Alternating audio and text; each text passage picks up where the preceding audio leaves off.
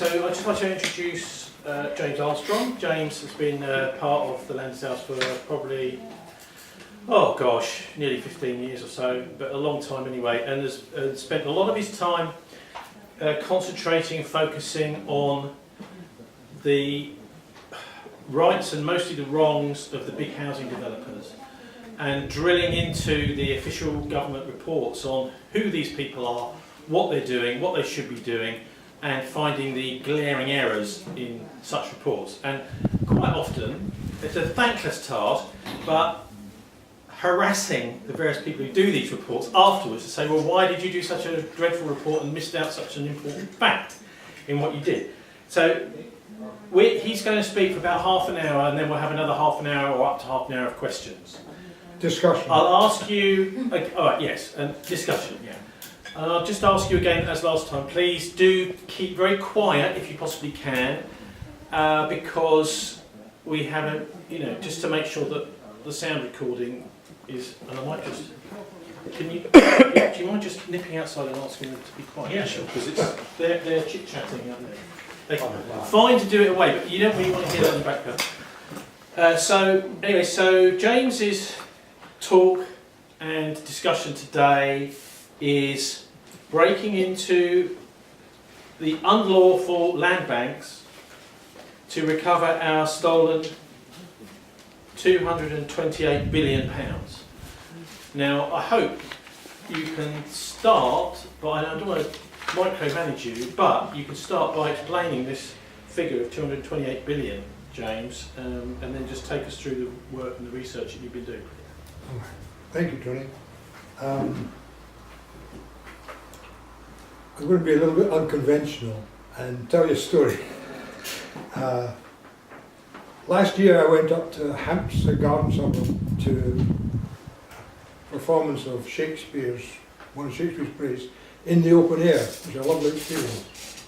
And the performance happened to be in the street where I used to live when I lived in London. I'm now in Dorchester. And lo and behold, the house where I used to, the little cottage where I used to live, it's part of 3 cottages. I was on one end, and where Ernie Caesar lived next door, and the woman who lived in the last cottage was born in my cottage, and so she'd moved 3, in her life she'd moved 3 cottages, so she told me about it. The cottage was built in 1924 as part of Hampshire Garden Suburb by Dame Henrietta Barnett, and she built cottages for artisans. It had 2 bedrooms. We had to move when our 3rd child came, and we only had 2 bedrooms. It was a lovely little cottage. It was backed onto a park and a stream where my daughter learned to cycle. Across the road was Oakwood. It's an Oakwood road. Across the road was Oakwood, where I used to collect firewood. Nobody else did that sort of thing.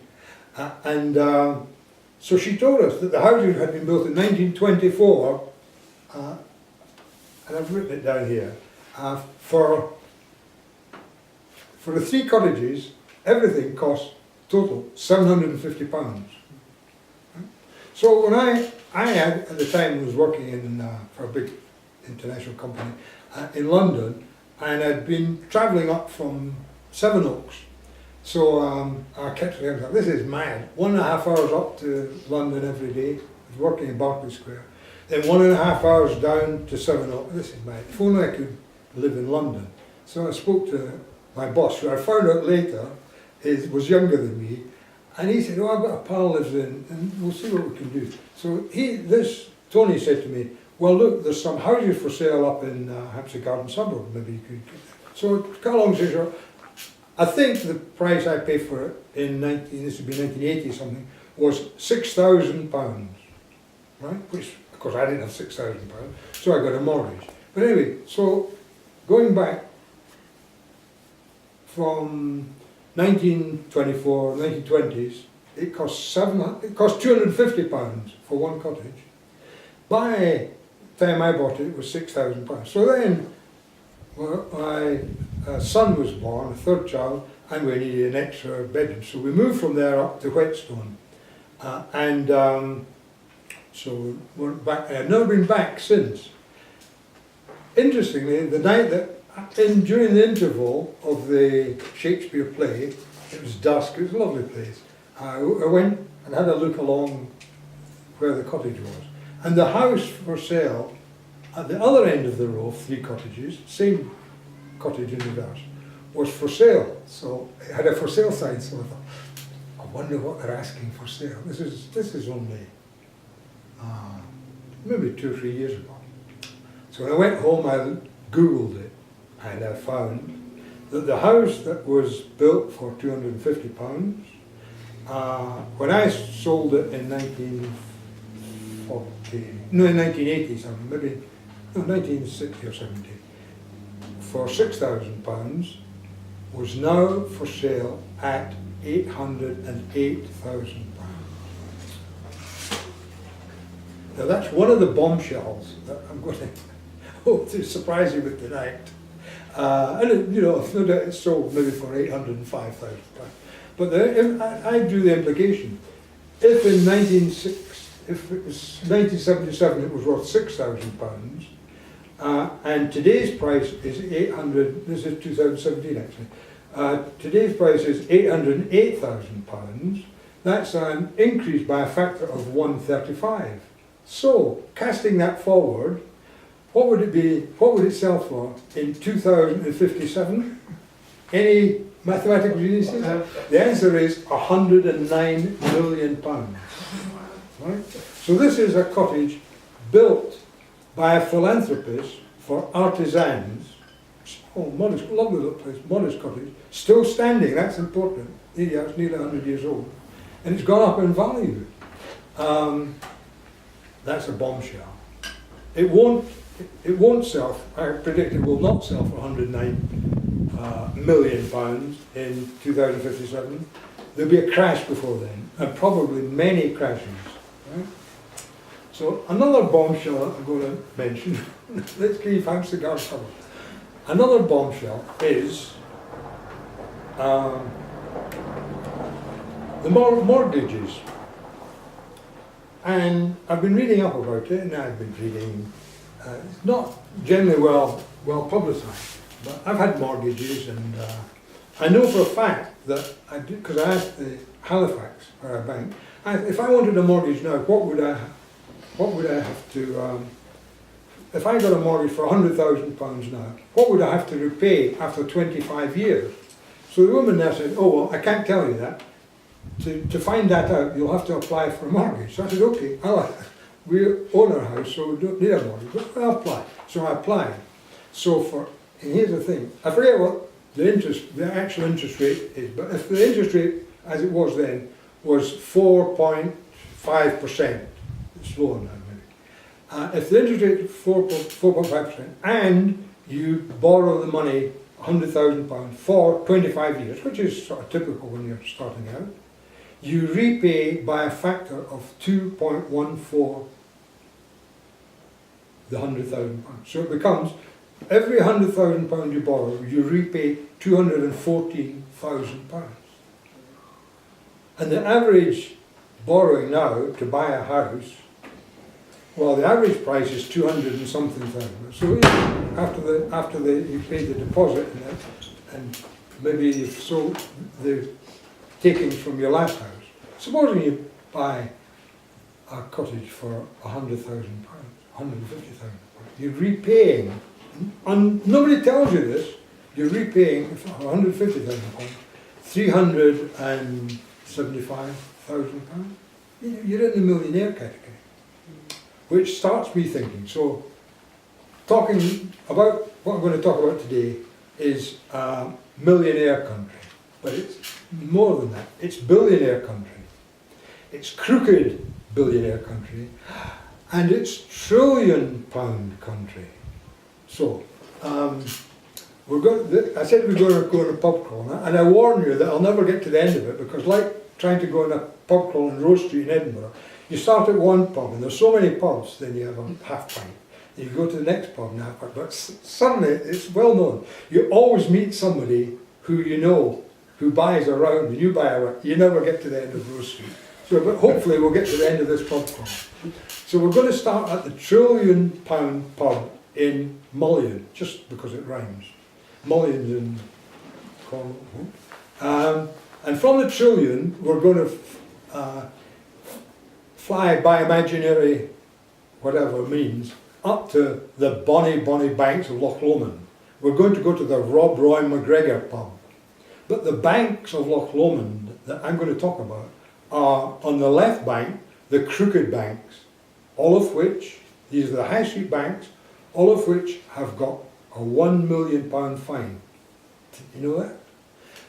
On the other bank of Loch Lomond, leaving the crooked banks, by an invisible bridge, we're going to come to the land banks.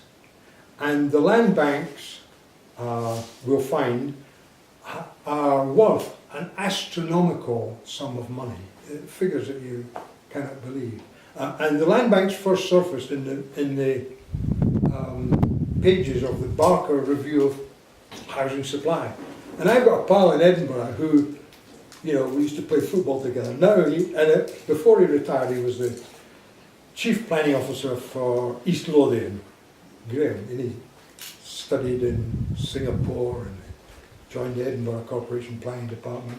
And so he's a consultant planner. So what Graham told me, I said, who's doing anything new about planning and about housing? And he said, there's a Barker Review of Housing Supply, commissioned by John Prescott, who was then the Deputy Prime Minister. So it was commissioned by the Office of the Deputy Prime Minister, the Barker Review. So I had plenty of ideas about what should be done, because this is the thing, I have self-built 2 houses in London, so I knew a wee bit about it. So anyway, I submitted a paper to the Barker Review. The good thing about that was they paid no attention to it, but it qualified me for getting a free copy of the report when it came out.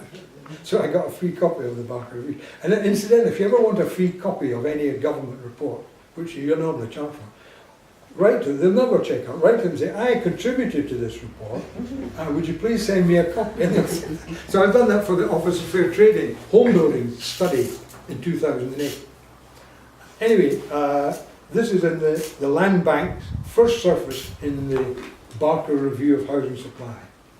And on page 81, Kate Barker, she was then the chief economist of the Bank of England.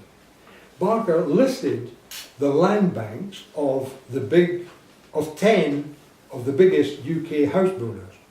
You know, Taylor Wimpey, Persimmon, Barrett's, Wilson Bowden, Wilson Cornwall, there were 10 of them there. Now 3 of them held 0 land banks. So you say to yourself, how can they survive with no land bank?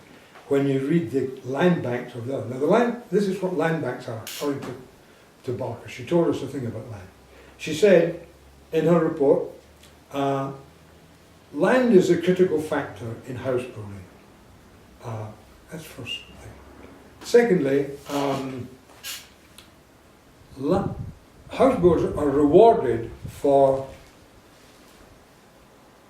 assembling land banks rather than satisfying consumers. Now, that's Whitehallese, and I know how to translate Whitehallese.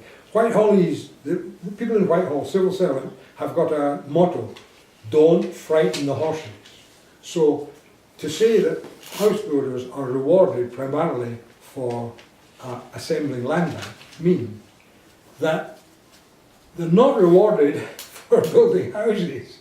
They get more money from land than they do from houses. So she listed the amount of land. And she listed it for comparative purposes, in the number of units of houses that could be built on the land that they owned or controlled. And this is not all land, this is only the surplus land. Sometimes there's an article in the Guardian letter, and the heading is strategic land. But she used the term land banks. And this is surplus land, remember. And 7 building firms, the big ones, you know, Persimmon, Taylor Wimpey, Barrett's, owned enough land to build 732,000 new houses. But remember, these are 732,000 unbuilt houses. And this is spare land, nothing to do with the land of which they're building now. That's an amazing fact, because these 7 builders owned or controlled enough land at the time when there was a housing shortage, a critical housing shortage, which caused ODPM to commission Barker to look into the thing, and at a time when, in 2002, the figures for new house build were, I think, 150,000 houses. So here are land bankers. So here's 7 builders with land. Surplus land. They don't require it. They're not building on it.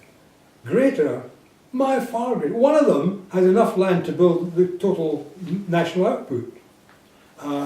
So I've brought that up to date now. But I did something then that, to get on, Kate Barker then, instead of being when you wrote this report, the chief economist of the Bank of England, and she's on the Monetary Policy Committee. How high can you get? She then jumped ship, and who did she join? She became a director of the biggest land banker, Taylor Wimpey. Then it was 2 firms, Wimpey and Taylor Woodrow. Then they combined, so it became Taylor Woodrow Wimpey. It's called Taylor Woodrow Wimpey. She knows where the money lies. Anyway, I read through the Barker report in 2004 when it came out, which I got free, and because I'd built 2 houses, I thought, well, I think there's a big potential for self-build. So, what's Barker? What's this economist? What's this Monetary Policy Committee member got to say about it? And I read, and I read, and I read. Self-build was not mentioned. And I thought, that's bizarre. That's the way forward. And she didn't even give it a passing mention, not at all. And I read the final report, came out next year, no, nothing. Anyway, I forget if I wrote her at the time, I wrote later. But in 2008, the Office of Fair Trading responded to what Barker had said. There's suggestions in some paragraphs of Barker that there could be a monopoly of land. The figures are there.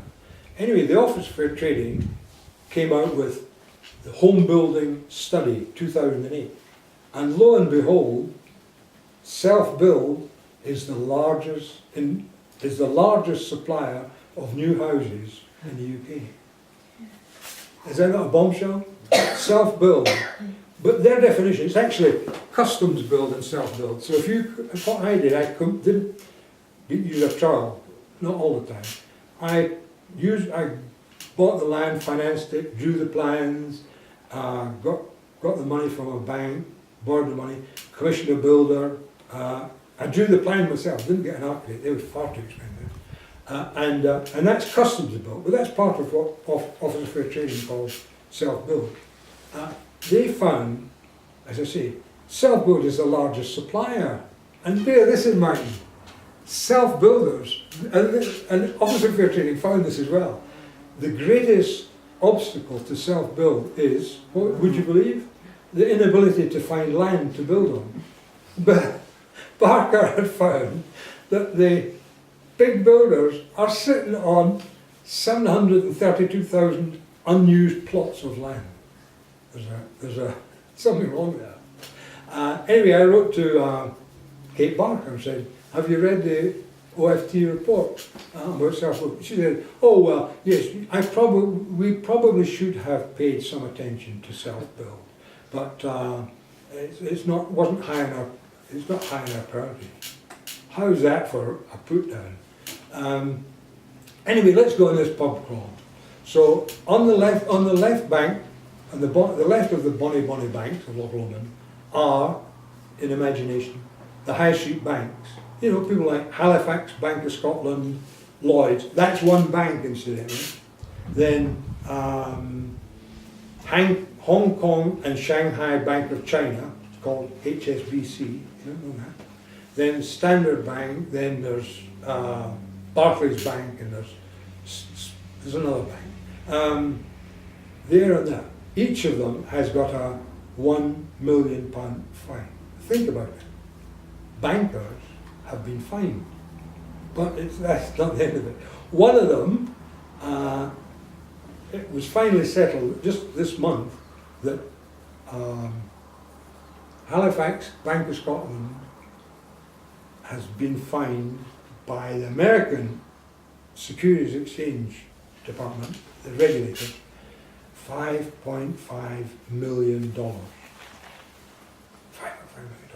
million. And that doesn't end there, because these banks, you don't read about these on the front pages. You've got to go to the business pages, and you've got to Google any bank that you know of. Just Google, Hong Kong bank fined, and that will come a surprising lot. But it's not only fined in this country or in America. They've got multiple fines. You can't keep control multiple fines in multiple countries. Now, and that's not just the fact that British banks like Credit Suisse, United Bank of Switzerland, UBS, Bank of America, it goes on. They've all got massive fines. One of the biggest ones is Goldman Sachs. That's an interesting one. Goldman Sachs was fined, again, $5 billion, not million, $5 billion, right? And and then maybe we should put an extra space on the left bank of Loch Lomond for the Bank of England, because the governor of the Bank of England, Mark Carney, for 10 years was a director of Goldman Sachs. And at the time when Goldman Sachs were fined. So they're crooks on a £1 billion scale. But now the next thing is this. I've got to confess here, I've got a criminal record.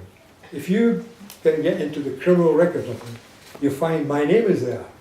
And what I did at the time of the divorce, trying to get into a house where I thought my daughter was, and I may say with the aid of two burly policemen who held my hand at that, I broke a pane of glass in the front door. So I was charged with something. I wasn't fined or anything, but I got a criminal record. And so my name is in the criminal record office. But you can be fined if you're a bank £5 billion. No record. It's unbelievable. So what I'm going to cut now to the end of the story, we can fill in a bit if we want. What I'm suggesting is that banks and corporations are out of control. And if one thing is remembered, and if we talk about this, is what I propose to do about it. I propose to set for every corporation. I once owned a company, so you've got memorandum of association and you've got articles of association which you file in Companies House. So for every company, the way to control them is to set for each company in Great Britain a renewable termination date. Now you might think that's revolutionary. It's not. When the Bank of England was set up in 1694, people were so suspicious of a company setting themselves up and promising to lend the government money, they thought, hey, there's something wrong here. So after a lot of persuasion, they were given a charter for 12 years only. So the Bank of England in 1694 had a renewable termination date, and unless it was renewed, they would have been out of business. 12 years later, they were issued another charter, but only for another 12 years. And then after another 12 years, it was renewed. So what I'm proposing is not revolutionary. It's a way of controlling the banks and all the companies like the big builders. And what I'm saying, another way forward is this. I wrote to the Office of Fair Trading and said, look, I think I first wrote to the Monopolies Commission and said, look, these banks and these big builders are holding huge amounts of land. That's a monopoly. And the Monopolies Commission wrote back to me and said, oh no, a monopoly is not unlawful.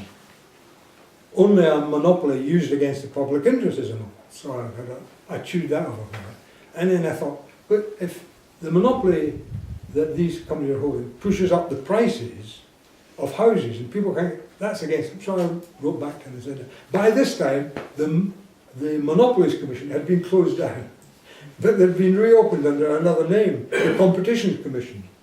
So I wrote to them, and they wrote back saying, sorry, we don't take commissions from individuals. We only investigate what the Office of Fair Trading tells us to investigate. So I have done it for the Office of Fair Trading. It went on. In the meantime, the following regulators have been closed down. The Monopolies Commission changed its name to the Competition Commission. Competition was closed down, replaced by their boss, the Office of Fair Trading. Office of Fair Trading, who, remember, discovered self-build, they've been closed down. And it goes on, they are vulnerable. And the point is, if these regulators step out of line, they get jumped on. I think it was Office of Fair Trading fined a builder. They fined a builder called Carillion £103 million. And what Carillion for bid rigging. What they were doing was colluding with other builders for public contracts. And they would all decide who put in the lowest bid for this contract, knowing that when they got together for the next contract, another firm. So this is what we're doing. So these builders, amongst whom was Carillion, were fined £103 million. So they can do it very quickly. The Office of Fair Trading was closed down. So to cut to the chase, I think the government, the regulators are not in charge. And I think the government is not in charge. I think the banks are running the show. The City of London is running the show. Now, and I'll draw attention to one specific person. The City of London has an office called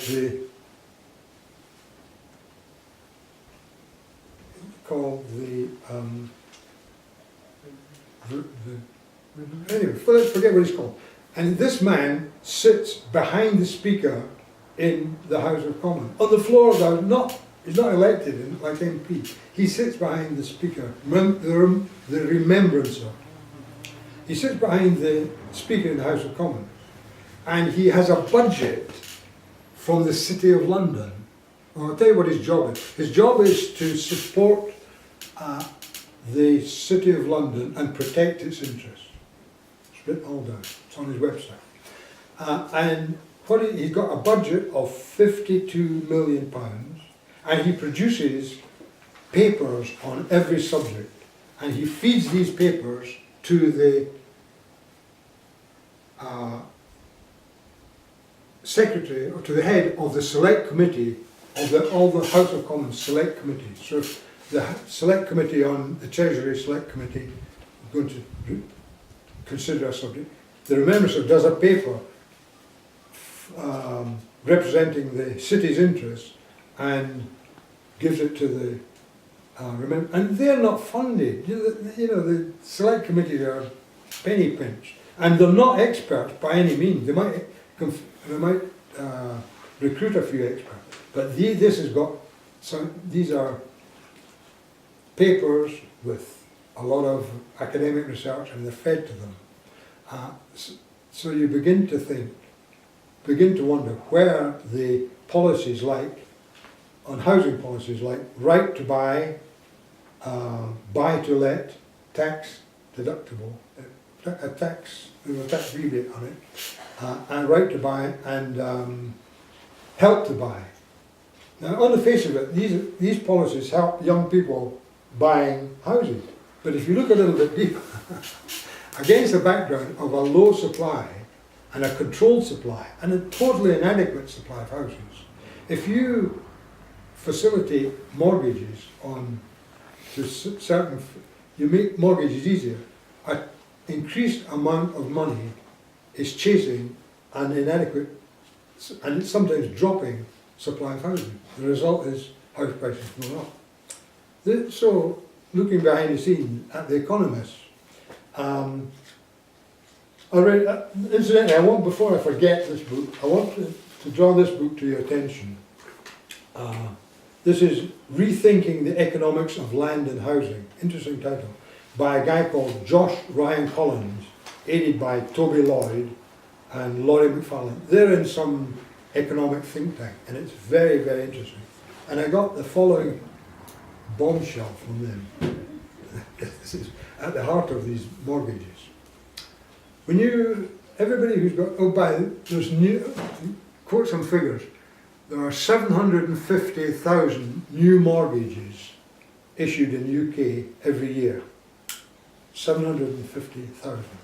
And Simon quoted a figure, maybe it's Tony, on the number of households in the UK. It's something like 25 million houses in the UK, half of which have got mortgages. And when people move, they get a new mortgage agreement. Now this is a bombshell. Are you sitting comfortably? And I checked this up here, and I checked this up with other people, and I checked this up with the Halifax Building Society last time I was in there. And I said, is it correct that every time a new mortgage is created, remember, it could be 100,000, 150,000, the lender creates the money in the ledger? When I heard that, I couldn't believe it. The lender of the agreement, the bank making the agreement, the mortgage agreement, creates the money. They do not go down to the vault and open a chest and bring gold bars from there. They do not go and collect money that is in the form of minted cash or printed money. They don't even phone up the Bank of England and say, is it all right if I issue Mr. Armstrong with a mortgage for 100,000? And remember, there are 750,000 new mortgages every year. No, they create the money in the ledger as an asset, and it doesn't exist. And so, well, how do they buy a house? The money is transferred from that bank to one of the other banks. There's only a limited number of banks, and that bank is in the middle. Well, we can't pay attention to that. We're issuing mortgages ourselves. And this customer's buying a house that's previously mortgaged by that bank, and that bank is buying a house that's mortgaged here.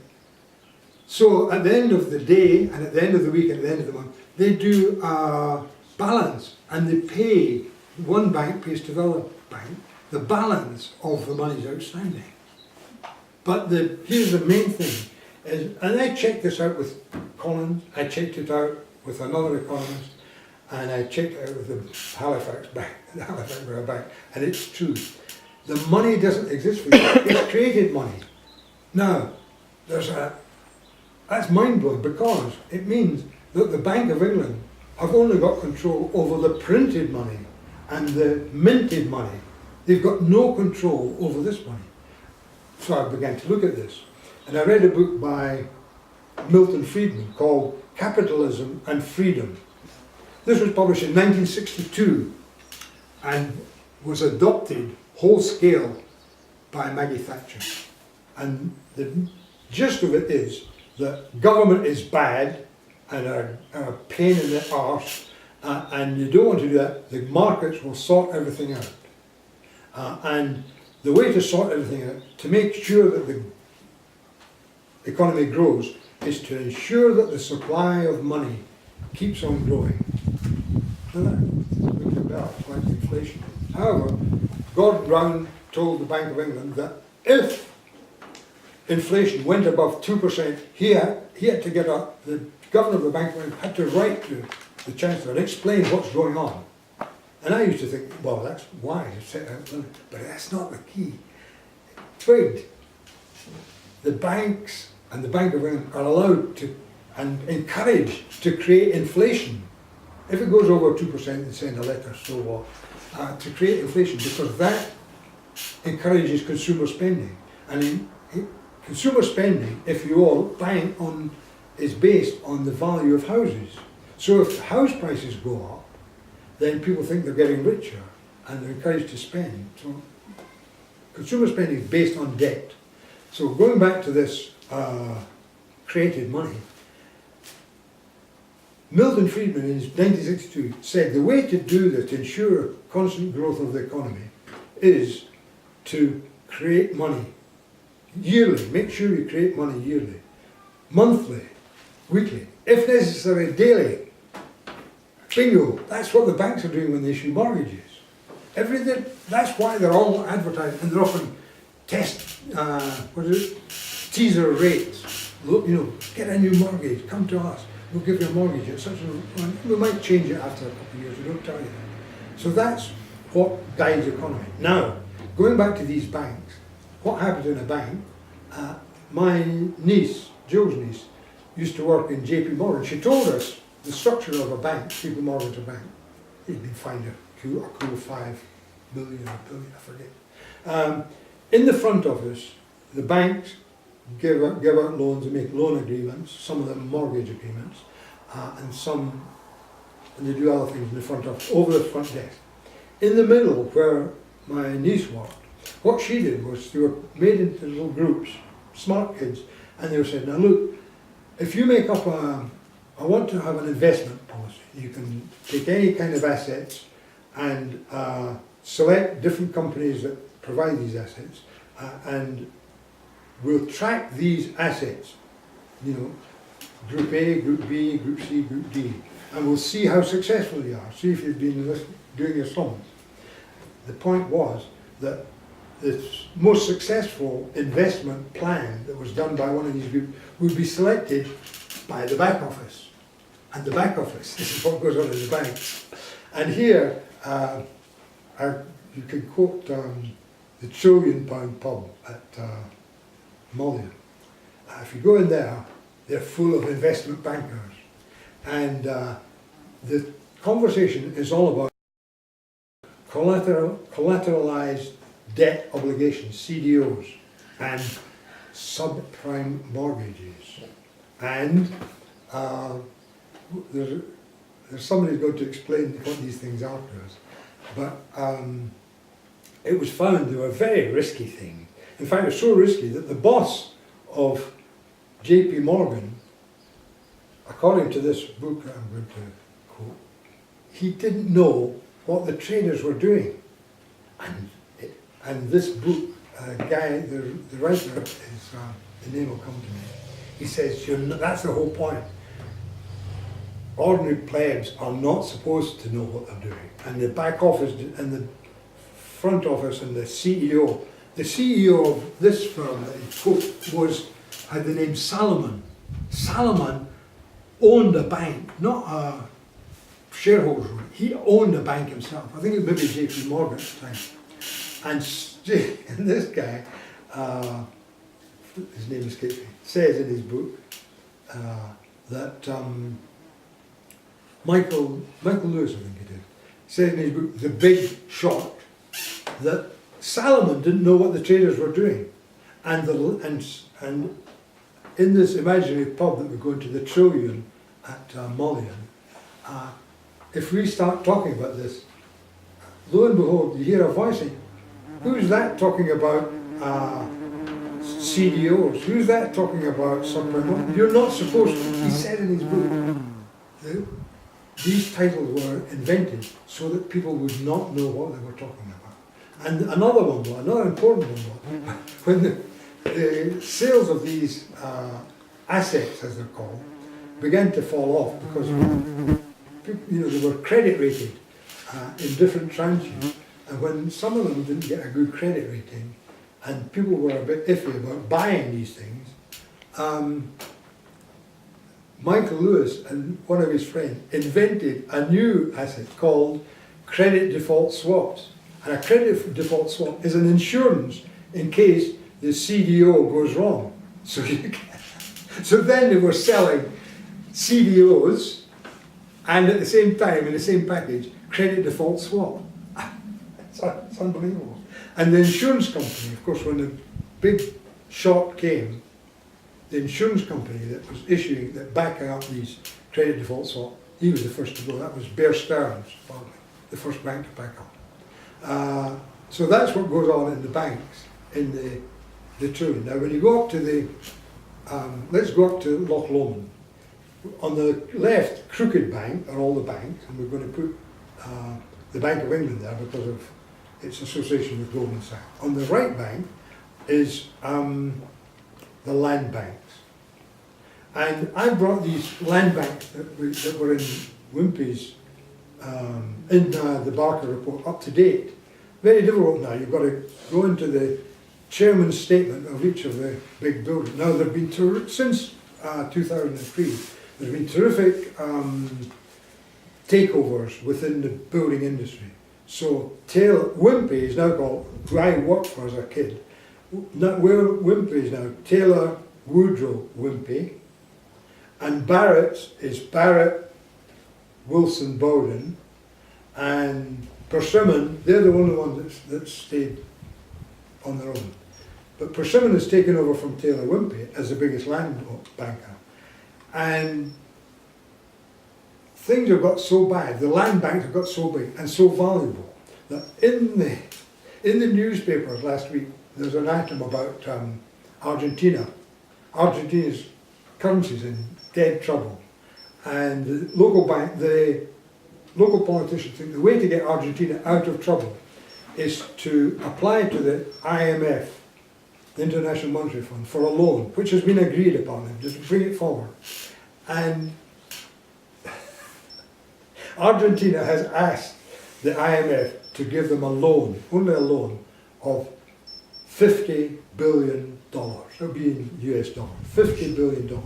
Well, the land bank of excess land owned by one builder in UK, either owned and controlled, divided by units, and multiply the units by the value of building a house per acre. The value I worked out is one firm, person, could give Argentina the money that they want from IMF out of the land bank, and without stopping building the houses that they plan to build. The numbers are fantastic. So it makes me think, to summarise it, that the government have been talking about doing something about house prices, building more houses. John Prescott's target for what it was 2 million by 2020. The question is, where's John Prescott now? 2 million what? And they never got 2 million. And who's counting? Then the latest one, when it was Grant Shapps, was 1 million by, I don't know when. Grant Shapps is no longer the housing minister. Who's counting the million? You know, and they never, and the house prices, the house supply in the 1960s, after the war, was something like 600,000. They needed houses then. 600,000 new houses per annum. The new house supply last year was 183,000 new houses per annum. Right? But there's something else. Here's another bombshell for you. A good house, there's a house, this is an aside, there's a house of God, I may say, in a place called Escombe, which is near Durham, and it was built in the year round about 790 AD, and it's still standing and it's still in use. So a well-built house can last for 100 years, 200 years, 300 years, right? So the houses that are not built today, if there's a crisis today, the crisis, we're unbuilding a crisis today that's going to last for 300 years into the future, unless we do something about it.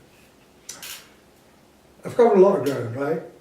And what I think we should do now is suggest remedies. I'll go through them briefly. But before you do that, this figure of 228 billion, yeah. Where did you get that from? Right, what you do is the figures for, off the top of my head, the figures for, this is Persimmon's land bank, right? This is land, surplus land. That's just Persimmon. Just Persimmon. And here's what it is. This is not the land that they're building on at present, or got plans to go to. This is strategic land. selling it. And if there's what's a bank? So it's got no planning No. permission on it. This Oh no, land. that doesn't apply. Either they wouldn't buy it if it didn't have planning permission, or if it's not in the plan. Each plan by law now, each town, each local authority now by law has got to make a plan where their expansion is going to go into. So there's a whole army. Each of the big builders has got an army of people scouring the countryside to landowners saying, look, you've got planning permission here, we'll develop it for you. But we don't do it, and we'll give you the money up front, but we won't buy it from you. We'll give you, if you promise to sell it, give us first option. We'll pay now for it. They call it option. Can I just ask clarification? Because Yeah. you're saying that these land banks are rewarded for having the land banks, and indeed Persimmons could lend 50 billion. But No, I use that. where are they getting? All What right, is the all right, reward? all right, wait a minute. I mean, it's one No. thing to own land, but it's not I another.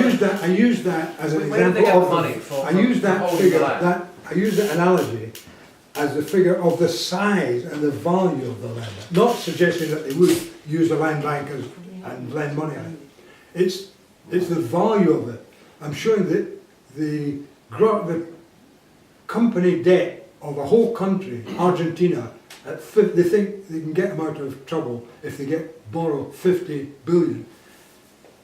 Persimmon, one owner has land worth more than 50 billion. Yeah. It's not that they're going to.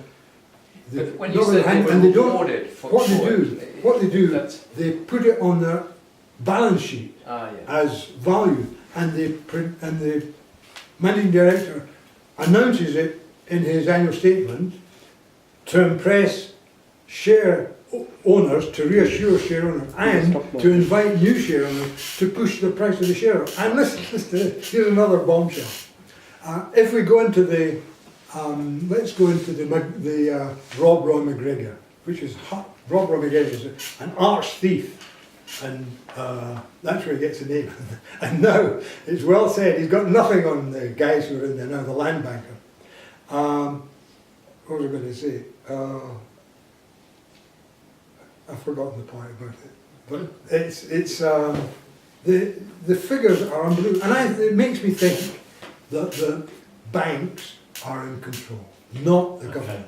If the government would, if they're making statements all the time, they're going to increase the house supply, we're going to do this, we're going to do that, and they don't do it, what do you begin to think? I think to summarise, I think what you're saying is that in a capitalist society where we are, the people with the money really have control, and they have a tremendous amount of sway over what the policy is.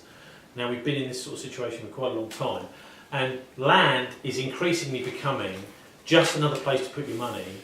The bank isn't paying interest. Is it, by the way, if you put in money in a bank in Russia, you get about 6% interest. Now, if you put your money in a bank here, you get virtually nothing. And so what has happened is, whereas in the past people used to put their money in the bank, it would give a return, it would be a small investment, and if you wanted to be a bit wild, you could put that money into the stock exchange where you get a bit more from it. Now what's happened is people are being persuaded to invest their money, these wealthy people, not me, but into various places. So not the bank anymore, because it doesn't give you any return. The stock market is basically gambling. So most people put their money into, say, an investment fund or something which is in the stock market. But another alternative is land. And if you're investing in one of these big house builders now, effectively what you're doing is you're investing in a land bank. I think that's what we're talking about here, and that the massive amounts of money involved here are really driving policy. The policy has nothing to do with demand or what people want, what the voters want.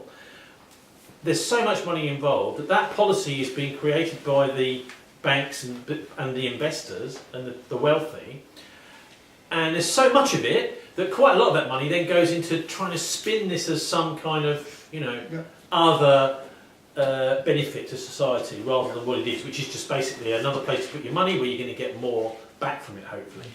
I'd like to just add one thing, because I was for 5 years or so, I was a director of a housing association, in Bristol, Nightstone Housing, where increasingly it was seen that the restrictions on housing associations weren't what we wanted. Now, this was really done in an era 3 or 4 years before I became a director. And what had happened was, the managing director was one of the executives from the Housing Association. They created this thing called Arc Homes, which was out doing private house building. And it was only building small amounts of houses. But at one of the board meetings, and I probably shouldn't say this, but at one of the board meetings, there was a whole discussion about the amount of millions which had been lent from the Housing Association to this private house building firm, and that they were, every time they came to another board meeting, there was an increase in the amount of land that they had, but there wasn't an increase in the number of houses they were building. So what was happening was the money that was being paid by the people paying the rent in the housing associations was just going to this private house to do land banking. And I brought this up at the board meeting. I said, well, what we're doing here is actually we're using public money, and we're using our rent payers' money, and we had something, I think it's 24,000 tenants, their money to do land banking, which effectively is speculation. So why are we doing this? And one or two of the other directors, oh no. But the chief executive said, yes, that is exactly what we're doing. And I was seeing exactly what you're seeing there, was that land was such a good place to put your money, that it was sucking away the potential for us to be doing developments which would benefit ordinary people, which is what we were supposed to be doing. I then, about, probably a few months after that, got removed as a director. And it made me think at the time that these businesses, I know many people probably have seen that film, The Corporation, made by a Canadian film director, I think around about 2001, which talks about corporations and companies as individual people. In law, they are individual people, so they can buy things, they can be themselves directors, a company can be a director of another company, this kind of thing. And so the point here being is that the companies and our housing association wasn't just a person, as in terms of a corporation in law, it was also a cult. Because as we're sitting around that table, if you start to tell people what's going on in there, then all of a sudden they come to you and say, well, hang on, you've been betraying confidentiality, this is a secret cult, and if you do that, you're out. So that's basically what they told me, not so many words. If you discuss anything that's happening in here, I just thought, for me, it was very strange that we were supposed to anyway be so secretive about what was going on in there, because we were looking after the future of 12,000 properties, 24,000 people, the roofs over their heads. And I was thinking to myself, well, hang on a minute, this is not right. And it needs to be known about, it should be discussed. But maybe they shouldn't have had a journalist on the board of the Housing Association, maybe that was their mistake. Anyway, look, I'd just like to throw this open for some discussion. I think you said you wanted to do discussion rather than questions, James. Yeah, so if anyone wants to contribute, and... One thing, Tony, Yeah. I've been kind of negative so far, but tomorrow Jill and I are going to the St Minver Self-Build Housing group, and at St Minver they built, local people who couldn't get houses built 12 houses, working part-time, keeping on the jobs, working part-time, and a farmer said, if you can get planning permission in this field, you can buy that field at, a low price. So what the farmer gave the field, they applied for planning permission, they got planning permission on the edge of a place, Rock Village, which is known as Millionaires Row, right?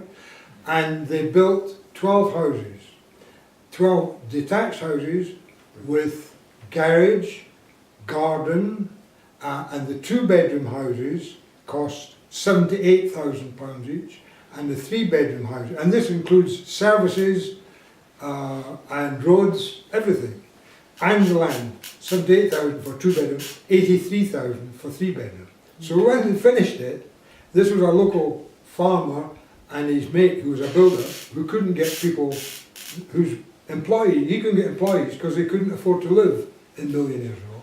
So then they went on to build another 12 houses, some to sell and some to rent, and they completed them. And Jill and I in 2009 went down to St Minver and to celebrate when they all moved in. And I think that's the way forward. And I'm proposing, we've got other details here, proposing that we get land for self-build, that's another question, and in each one of 12,000 English parishes, we set up a team self-build project to build 12 houses for the team members and a further 12 for the community.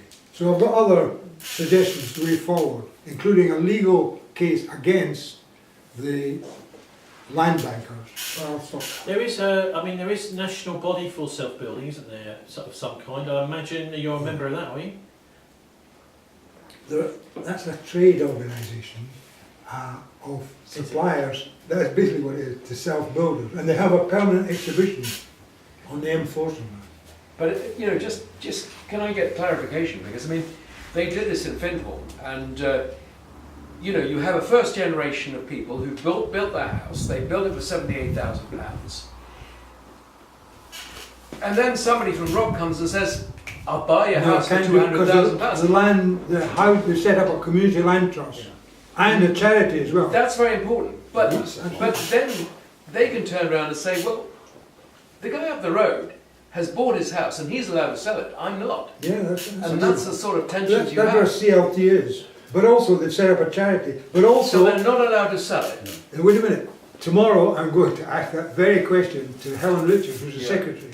I've got a whole lot of questions. How it's progressed since then. What did you do wrong? How would you change it in the future? What happens when, in succession, when somebody wants to move on?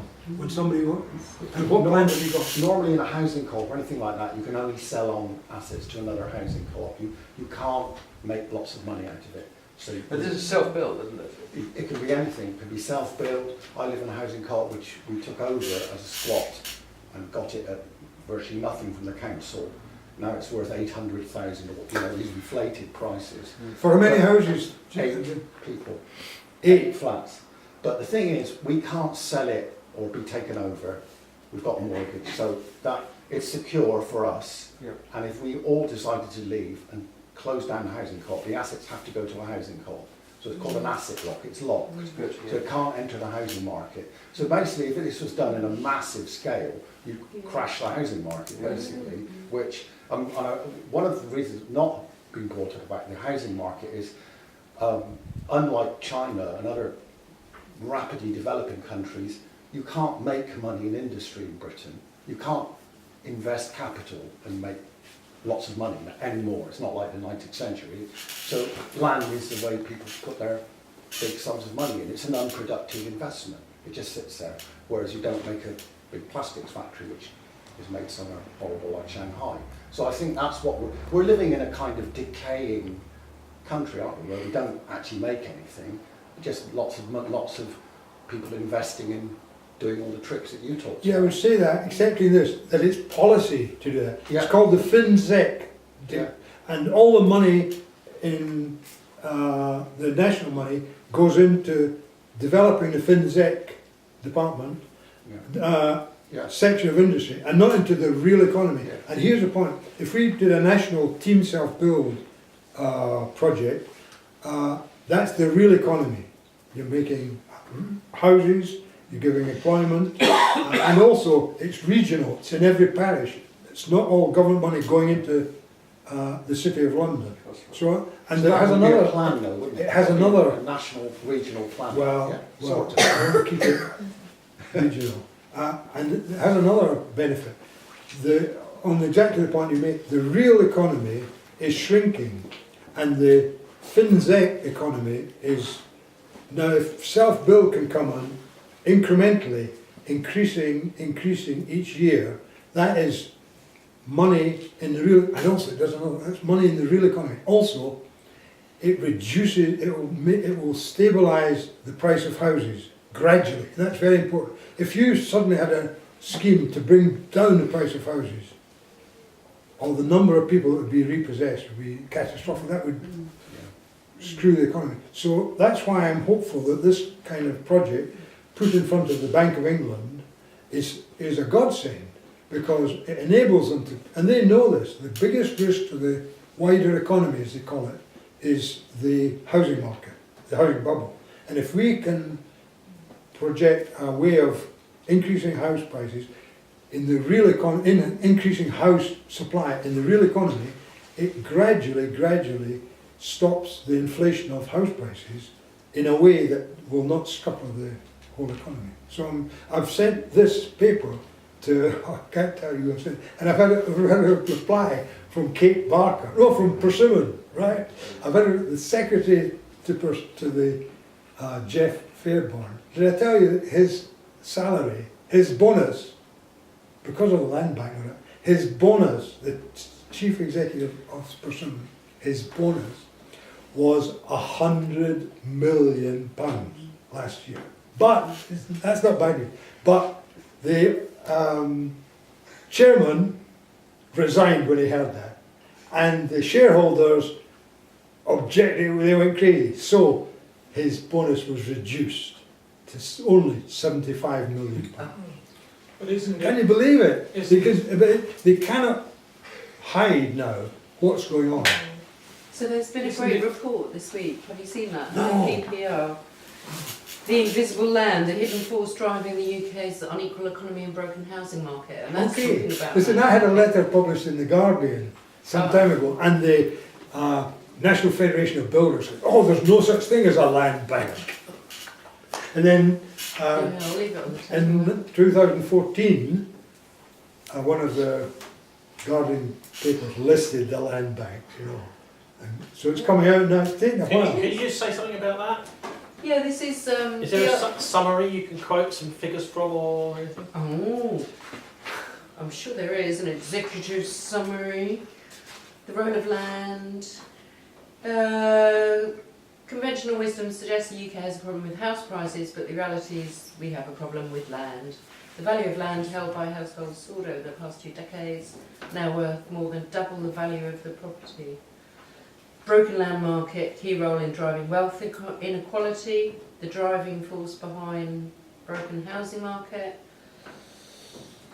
feeding macro instability. The systems for regulating and taxing land do not seek to target or fail to adequately capture the economic rents that arise from Could land. you just read out the title of that again? That sounds. It's I you say can. IPPR. The IPPR, which is the Institute for Public Policy Research, it's a think tank. They have one section called the Commission on Economic Justice, and this is a discussion paper written by Luke Murphy for them, called The Invisible Land, and it is first published August 2018. There was a piece in The Guardian last Tuesday on it, which This links is to it. IPPR, is it? IPPR. IPPR. Yeah, well that's interesting. It's So coming it's a out. Yeah. Okay, look, what we're looking at, I mean, this Yeah. is absolutely fascinating. Sorry, James, I'll just take over for a second. The implication of this is that vast amounts of wealth are going into land, obviously. We've been hearing about it from Simon, from you, everything. That reason for that is the financial system is broken. The banks aren't doing what they're supposed to be doing anymore, which is keeping our money and using it to invest elsewhere. They're just simply not doing that. Now, I've just sat on my phone here and done a little thing on quantitative easing, because this is this wonderful expression they use now as a euphemism for printing money, which of course we know that anyone that's old enough to remember Harold Wilson will know that when Harold Wilson started talking about printing money in the 1970s, he was shot down and eventually forced to resign in 1976. But they're doing it now like there's no tomorrow. And the amount of QE last year, QE goes to companies, so this is just money that Bank of England gives to companies, and banks. Okay, so the biggest of the big companies that they want to make sure keep going because they see them as the most important things in the country, not us. So the amount is last year was 20 billion. So that's 5 billion every 3 months of QE. That's just to the companies. 80 billion went to the banks. So they're now injecting this, making up this money out of nowhere and injecting it into the banks at a rate of 80 billion a year. So that altogether is 100 billion pounds every year. It's just being made up out of nowhere and given to the richest people in the country. It sounds a lot, but take it in terms of a proportion of your national debt, which is The nat- measured in well, trillions. I think the national debt is now about 1.6 trillion. But this is a substantial amount, even compared to that. But it's interesting because you're saying they're printing money, you're saying it goes on the ledger. It's not, it's going into a virtual reality. We have this huge bubble, a digital bubble. When they loan money, they don't write it down, well they do write it down maybe, but it's basically a transfer, well it's a balance at the end of a week, but this is all happening in a virtual reality. Okay, so it goes onto a company balance sheet, but that company is not even necessarily really profitable. So it's going there to keep the company looking as if it's viable, when actually it isn't. So it goes onto the asset side of the balance sheet. Yeah, I just want to clear something. Correct me if I'm wrong. These house builders, there are 5 house builders in the FTSE 100. It's a specialist club where you can click of a button, you can transfer funds around from global looters and polluters into bricks and mortar. But the real money is for these 5 was, and about 6-7 support companies for building who grow with them, or in the FTSE 100. It's because of the land banking role there in there. Is it what you would say, or is it because of the house building? Land banking? No. Kate Barker says house builders are primarily rewarded for accumulating land, not for So she herself says that. not for meeting customers' needs. Okay. Now, they've got to translate that.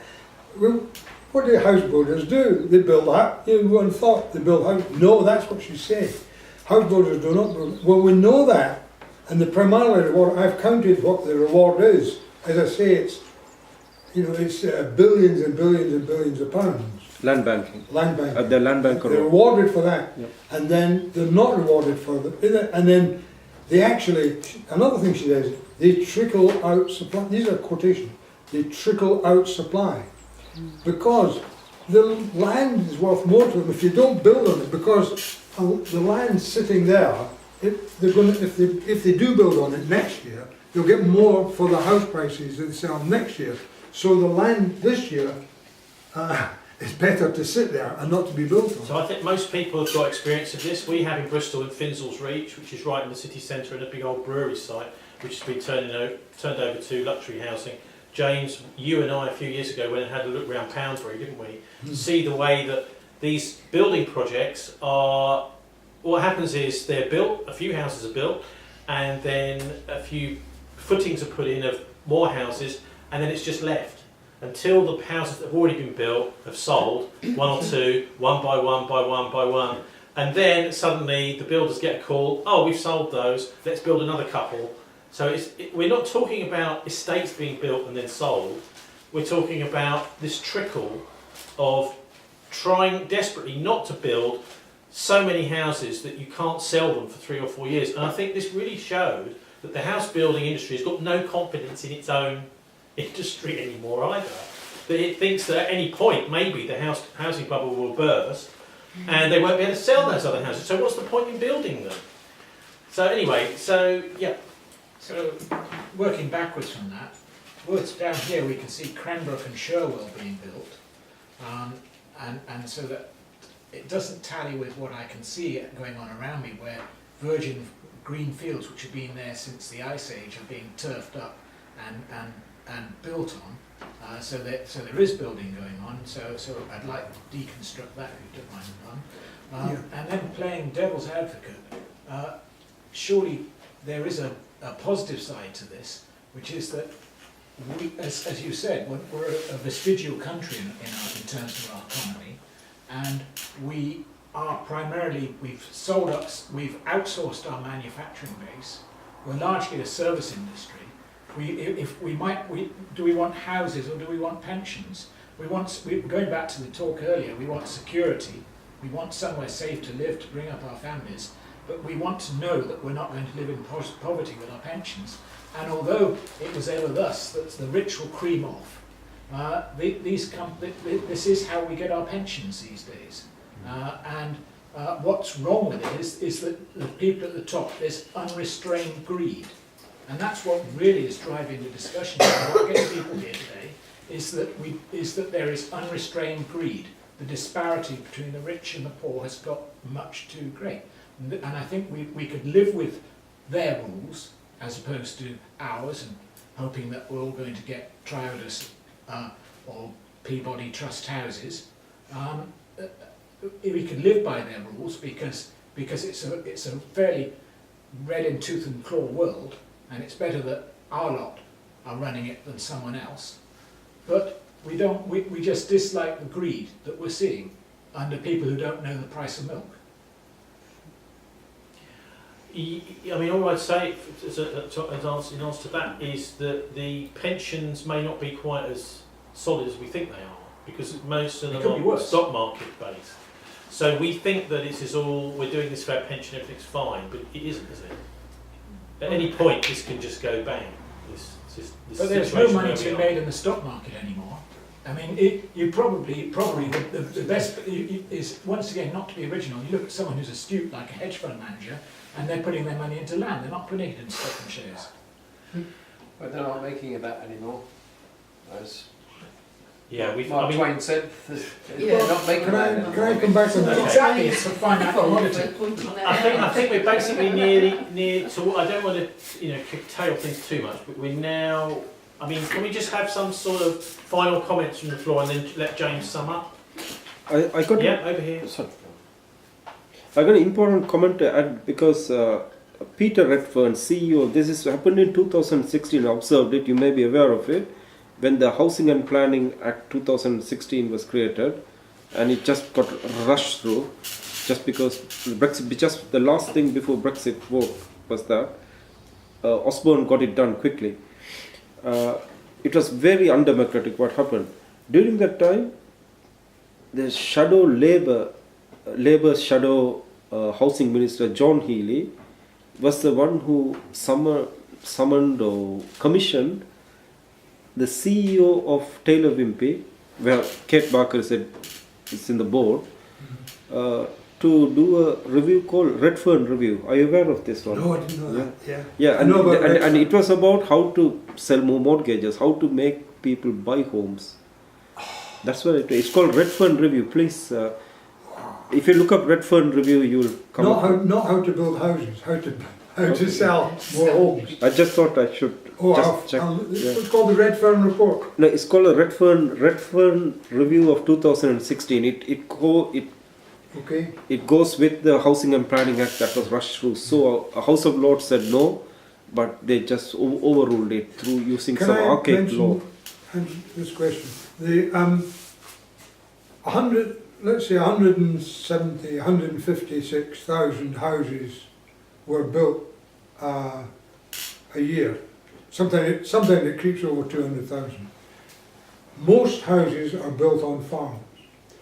An example, Tony mentioned Poundbury. Poundbury is a building project of the Dutch economy.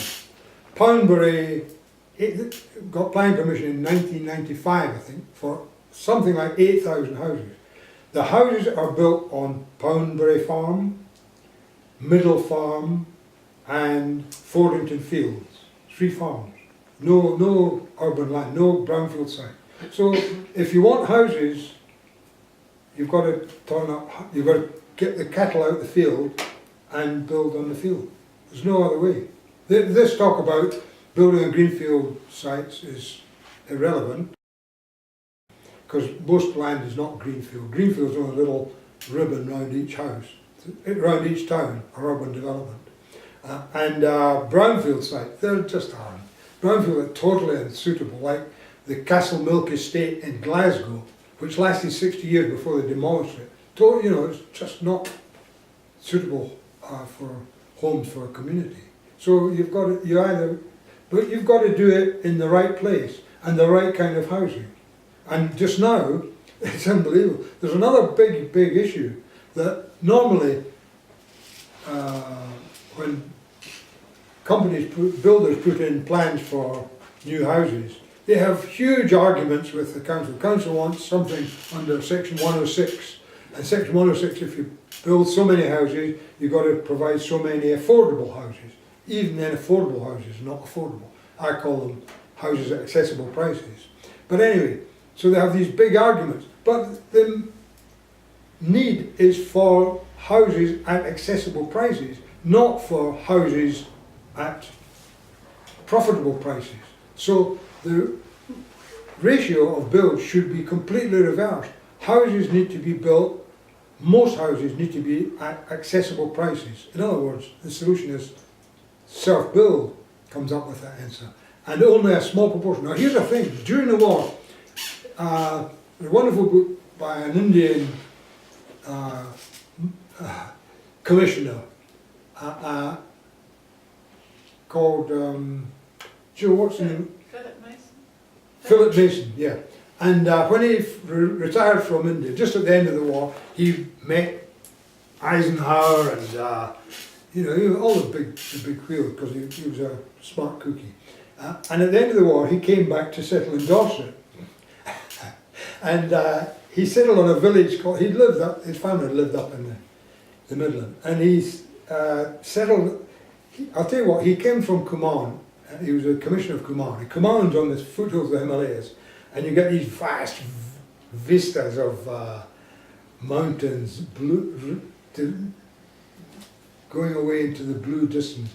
And then at the back is the backdrop of the Himalayas. It's mind-blowing. And where his house was in Almora as commissioner, he had these visions. And I absolutely know what happened when he came back. He went to a place with these lovely views, and he settled on a place near Morecambe Lake, near Bridport. And where he settled was a field, and houses were very difficult to find. Hitler had bombed about 1 million houses during the war. The Luftwaffe had bombed. So he settled on a place there, and he found a local builder who agreed to convert a barn and a cowshed and join them with another house. And so they put in plans to the local authority. But at the time of the war, at the end of the war, and these restrictions still existed, there was a limit on the amount of money that you could spend on building houses. And I'm suggesting, and the commissioner, this big guy, this Indian civil servant, Philip Mason, was turned down. So what he did, and he writes this in his book, so he got the local builder, and I met the builder's daughter.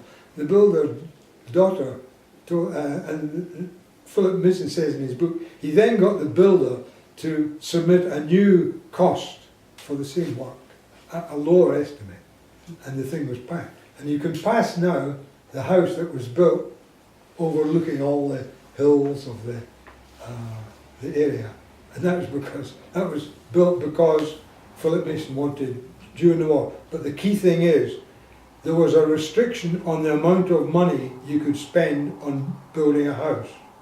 And I'm suggesting we should do that now. And that would mean that self-build would be the method of choice, and building very expensive 350, 400,000 pound houses, as they are at Poundbury, would be out the box. So you should maybe get able to build one of these to every 15, that's the ratio, 15 houses. I mean, accessible even price. as recently as the 1950s, big landowners would sometimes hold competitions to get architects to design and get built cottages for a certain amount of money. They'd say, right, see what you could do for £500. What can you do, and what kind of thing can you build on my land? And then they would have a competition.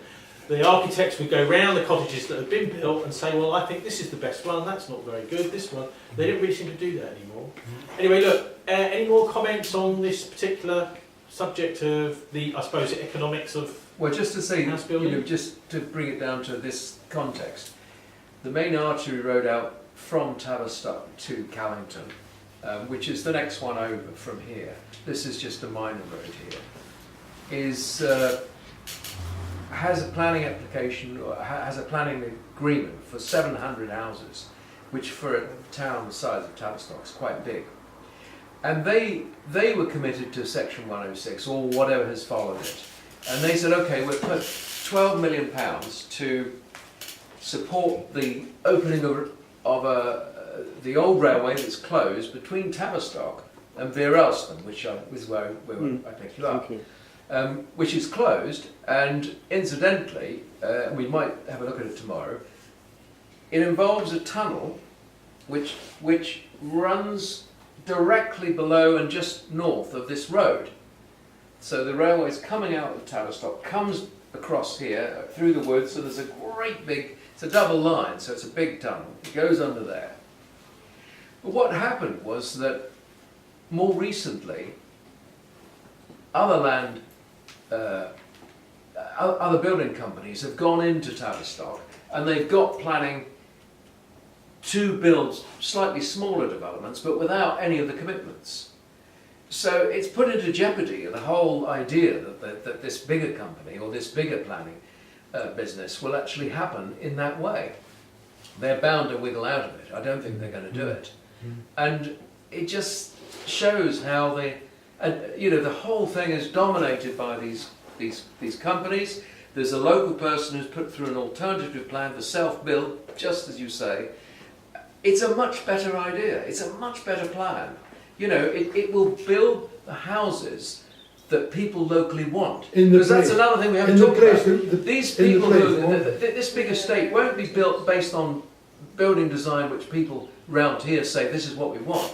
They just open up a central sort of, this is how we do it, we'll have a road going through here, we'll have a school there, whatever. It's not sensitive to local needs at all, or local terrain. Yeah. It's a real mess, and it's all about money. Well, the interesting change has been that Section 106 you had to build houses, affordable houses, but that's been changed now. And what companies do is they argue and say this building project's not feasible to build unaffordable. We've got to build, so many houses in this site to make it feasible. So what we'll do, instead of building affordable houses, we'll just give you a few £1 million. So that's what, it's much easier to get affordable. They don't want affordable houses to ruin their project. And the terrible thing in this country is that when they do affordable houses, if you take the road out of Plymouth, they've had a big development there, and they've got all these houses and they've brought them right up to the main road, and the doors, instead they could have opened backwards so that they were opening outwards away from the road. No, the doors open right onto the main road. Anybody with children would not want to live there. It's all the aspects of pollution, and it doesn't make sense except in a purely commercial business. Well, I mean, there's a massive tension here, right, between people who for generations have thought that they are the ones who decide where new houses are going to go, and the whole sort of planning for real process. I came across this Lib Dem councillor, Simon Killane, in Malmesbury, which I think is in Wiltshire, I'm not sure. He was a real enthusiast for planning, and he came along, I think 3 years ago he was elected, when there was a whole sort of process beginning to decide where the big local developments were going to be around Malmesbury. And he got Prince Charles involved, or the Prince's Trust involved, and various people to do a planning for real process over the space of 6 months in Malmesbury, with completely, open consultation stuff in the Abbey Hall, various things like that. And he found that there were 2 or 3 big local landowners had already decided where the houses were going, and the most shocking thing for me was the hate campaign there was against him. I mean, we're talking about graffiti being sprayed up around the town about him being a child abuser.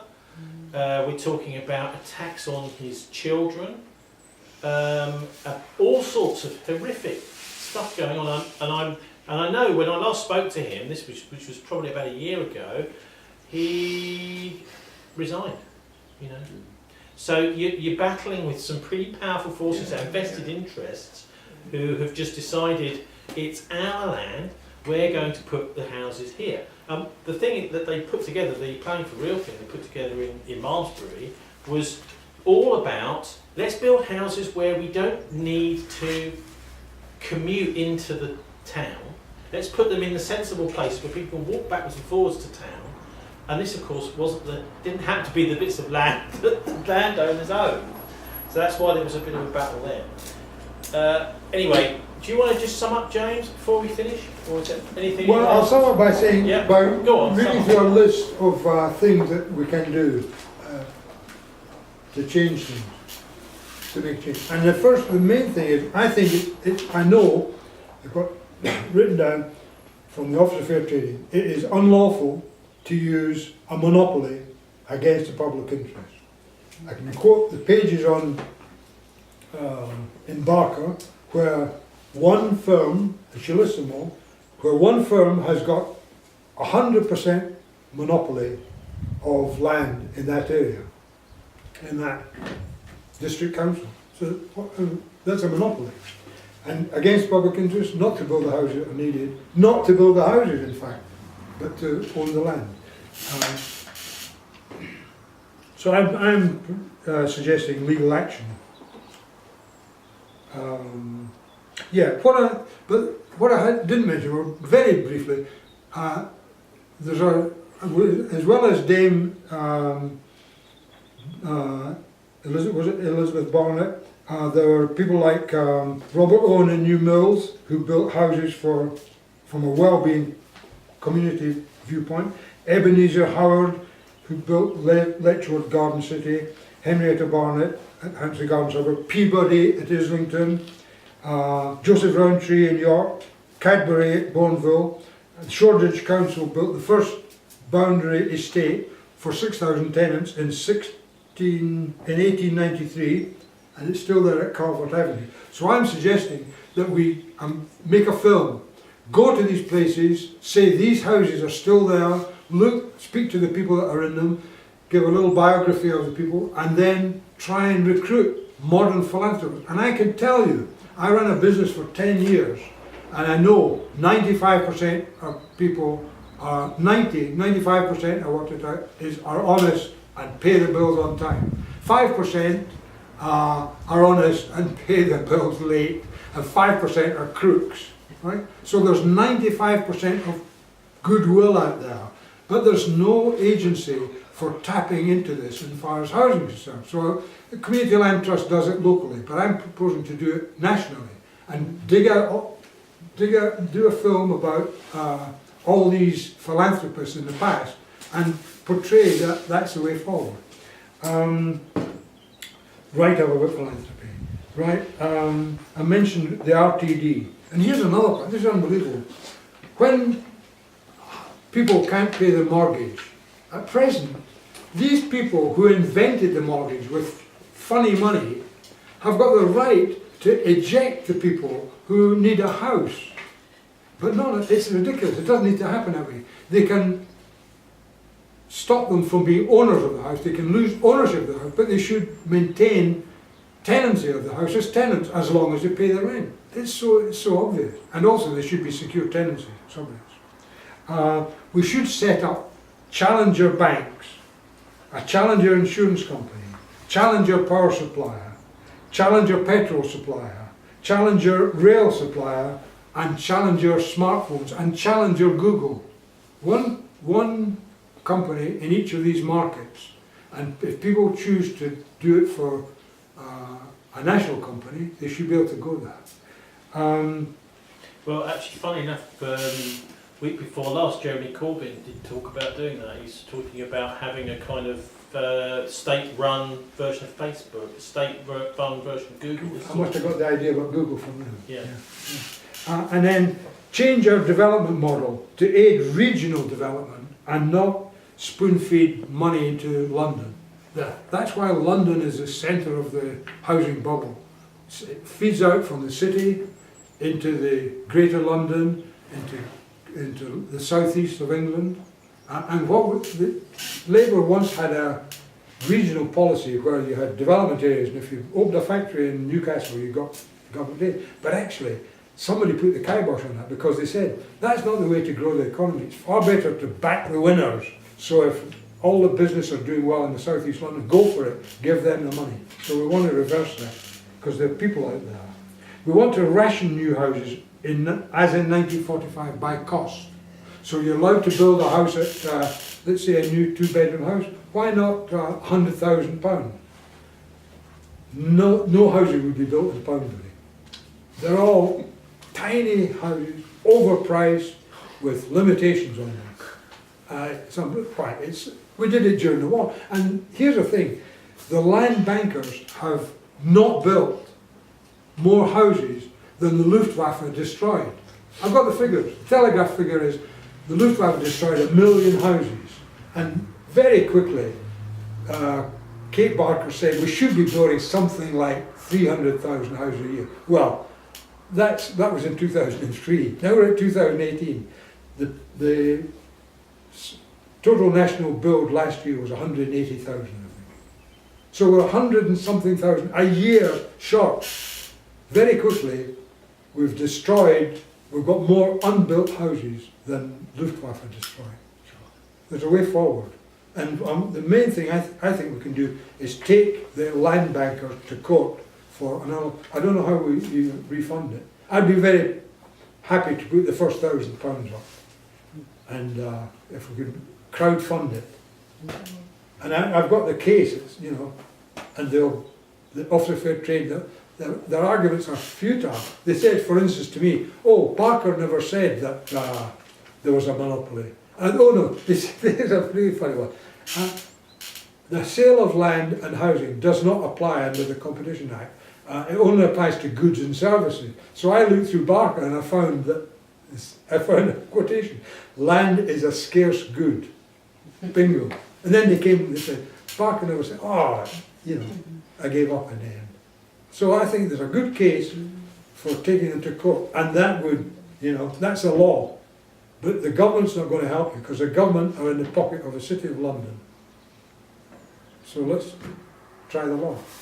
Okay, thanks very much, James. Thank you very much for a fascinating presentation, and thanks for everyone for their contribution. And there's here the Invisible Land if anyone wants to have a look. And also, I do recommend this book, Rethinking the Economics of Land and Housing, by a guy called Josh Ryan Collins. It's not expensive, I think it costs about £12.